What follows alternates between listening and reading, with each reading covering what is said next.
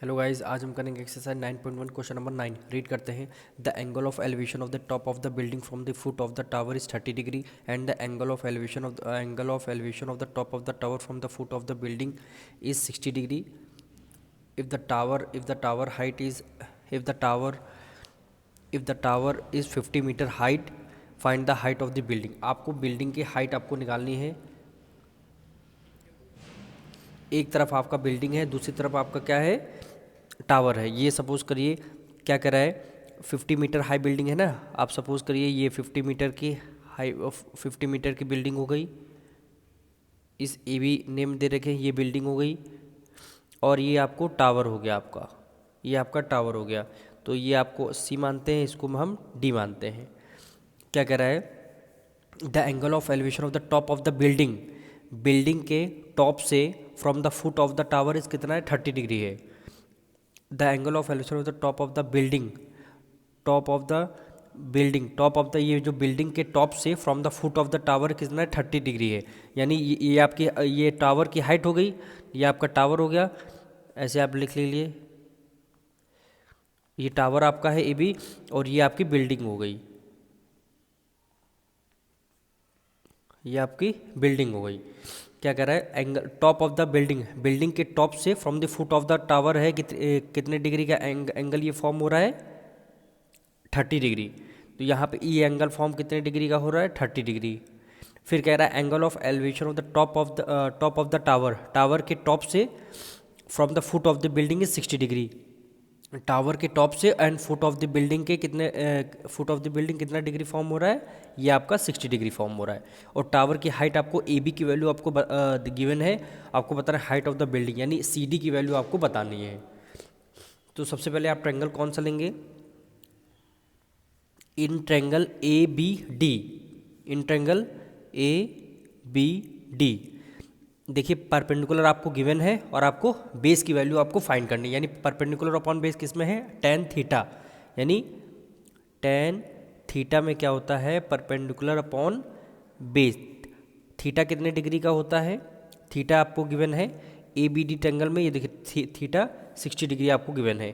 Ten 60 equal to perpendicular आपका क्या हो जाएगा, ए बी की वैल्यू आपकी क्या है, 50 है। और बेस यानी बी डी आपको निकालना है, बी डी आपको निकालना है बेस, ठीक है। और टेन 60 की वैल्यू क्या होती है, √3। टेन 60 की वैल्यू क्या होती है, √3 equal to 50 upon B D. B D इधर डिवाइड है, उधर मल्टीप्लाई में हो जाएगा। यानी B D equal to 50 upon √3। B D की वैल्यू कितनी आ रही है, 50 अपॉन √3 आ गई। अब सेकंड हम ट्रायंगल लेते हैं, सेकंड वाला ट्रायंगल लेते हैं। इन ट्रायंगल, इस बार ट्रायंगल लेंगे हम B C D, in triangle B C D.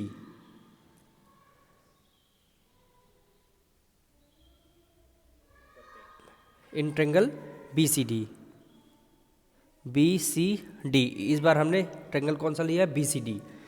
ये देखिए आपको हाइट फाइंड करनी है, आपको हाइट फाइंड करनी है और बेस आपको पता चल गया बी डी, हमने अभी फाइंड किया कितना, 50 अपॉन √3 आया। तो यहाँ पे फॉर्मूला लगाएंगे, tan theta equal to perpendicular upon base. Theta की वैल्यू कितनी आ गई, बी सी डी में 30 डिग्री, थीटा की वैल्यू कितनी है, 30 डिग्री। इक्वल टू परपेंडिकुलर आपका क्या हुआ, सी डी हुआ, परपेंडिकुलर आपका क्या हुआ, सी डी। और बेस आपका क्या हो जाए, बी डी। बी डी की वैल्यू हमने अभी फाइंड किया था, बी डी। ये देखिए बी डी की वैल्यू कितनी है, 50 अपॉन √3। तो हम यहीं लिख देंगे 50 अपॉन √3। अब टेन 30 की वैल्यू क्या होती है, 1 अपॉन √3। टेन 30 की वैल्यू क्या होती है, 1 upon √3 equal to C D. C D को एज इट इज़ लिखेंगे अपॉन 50 अपॉन √3 हो जाएगा।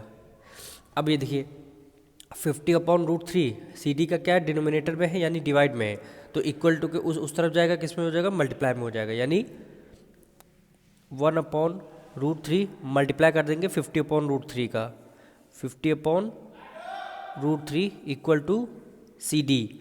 सी डी हमारा यही रहेगा, डिवाइड में जो था फ्रैक्शन वो मल्टीप्लाई में हो जाएगा।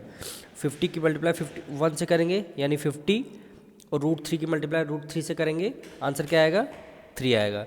यानी हमको सी डी फाइंड करना था। सी डी की वैल्यू हमारी आएगी 50/√3। ये वैल्यू हमारी फ्रैक्शन में आई। अगर आपको इसको मिक्स्ड फ्रैक्शन में करना है तो इसका आंसर आप लिख लीजिए 16 होल नंबर 2/3 मीटर।